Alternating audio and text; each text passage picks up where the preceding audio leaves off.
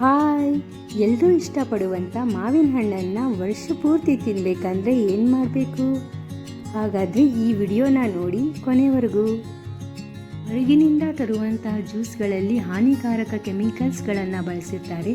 ನಾವು ಮನೆಯಲ್ಲೇ ನೈಸರ್ಗಿಕ ವಿಧಾನದಿಂದ ಈ ಹಣ್ಣಿನ ಸೀಸನ್ನಿಂದ ಮುಂದಿನ ಹಣ್ಣಿನ ಸೀಸನ್ವರೆಗೂ ಇದನ್ನು ಉಪಯೋಗಿಸ್ಕೋಬೋದು.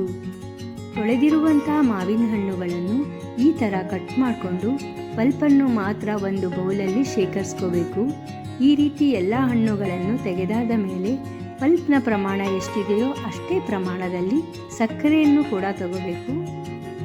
ಉದಾಹರಣೆಗೆ 1/4 kg ಪಲ್ಪ್ ಇದ್ದರೆ 1/4 kg ಸಕ್ಕರೆನ ತಗೊಳ್ಳಿ. ಸಕ್ಕರೆಯನ್ನು ಹಾಕಿದ ಮೇಲೆ ಸ್ಪೂನಿನಿಂದ ಇದನ್ನು ಸರಿಯಾಗಿ ಮಿಕ್ಸ್ ಮಾಡ್ಕೊಳ್ಳಿ.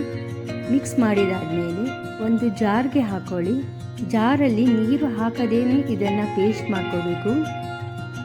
ಮಿಶ್ರಣವು ಜಾಸ್ತಿ ಇದ್ದಾಗ ಸ್ವಲ್ಪ ಸ್ವಲ್ಪನೇ ಹಾಕ್ಕೊಂಡು ಪೇಸ್ಟ್ ಮಾಡ್ಕೋಬೇಕು. ಪೇಸ್ಟ್ ಮಾಡಿದಾದ್ಮೇಲೆ ಪ್ಲೇಟಿನಲ್ಲಿ ತೆಳುವಾಗಿ ಹಾಕಿ ಹರಡಬೇಕು. ಇರುವೆಗಳಿಂದ ರಕ್ಷಿಸಲು ಟೇಬಲ್ ಮೇಲೆ ಇಟ್ಟರೆ ಒಳ್ಳೆಯದು. ಇದನ್ನು ಒಂದು ರಾತ್ರಿ ಫ್ಯಾನಿನ ಗಾಳಿಯಲ್ಲಿ ಒಣಗಿಸ್ಕೋಬೇಕು.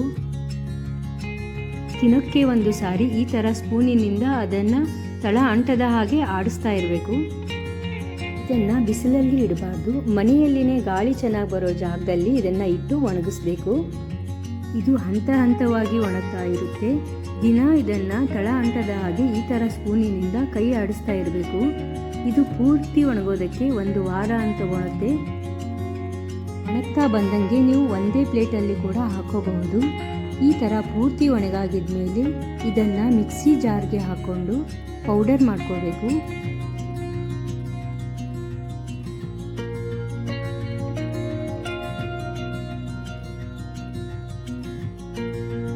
ಮ್ಯಾಂಗೋ ಪ್ರೀಮಿಕ್ಸ್ ಅಥವಾ ಮಾವಿನ ಹಣ್ಣಿನ ಪ್ರೀಮಿಕ್ಸ್ ಯಾವ ಥರ ರೆಡಿಯಾಗಿದೆ ಅಂತ ನೋಡಿದ್ರಲ್ಲ ಫ್ರೆಂಡ್ಸ್. ನಿಮಗೂ ಕೂಡ ಇಷ್ಟ ಆಗಿದೆ ಅಂದ್ಕೋತೀನಿ. ಇಷ್ಟ ಆಗಿದ್ದರೆ ದಯವಿಟ್ಟು ಲೈಕ್ ಮಾಡಿ.